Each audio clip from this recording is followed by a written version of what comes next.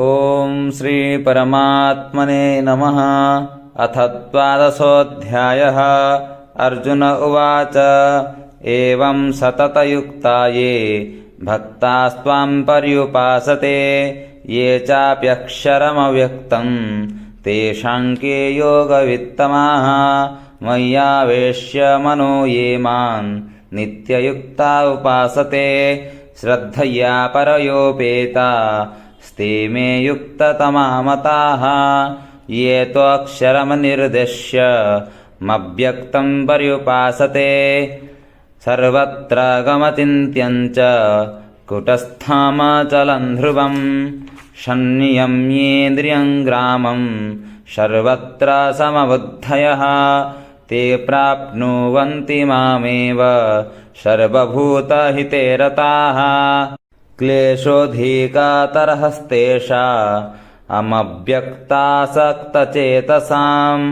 अव्यक्ता हि गतिर्दुःखं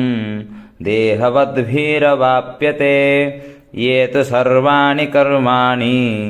मयि सन्न्यस्य मत्पराः अनन्येनैव योगेन मां ध्यायन्त उपासते तेषामहं समुद्धर्ता मृत्युसंसारसागरात् भवामि न चिरात् पार्थ मय्यावेशितचेतसाम् मय्येव मन आधत्स्व मयि बुद्धिं निवेशय निवसिष्यसि मय्येव अत ऊर्ध्वं न संशयः अथ चित्तं समाधातुं न शक्नोषि मयि स्थिरम् अभ्यासयोगेन ततो मामिच्छाप्तुं धनञ्जय अभ्यासेऽप्यसमर्थोऽसि मत्कर्म परमो भव मदर्थमपि कर्माणि कुर्वन् सिद्धिमवाप्स्यसि अथैतदप्यसक्तोऽसि कर्तुं मद्योगमाश्रितः सर्वकर्मफलत्यागं ततः कुरु यतात्मवान् श्रेयो हि ज्ञानमभ्यासाच् ज्ञानाध्यानं विशिष्यते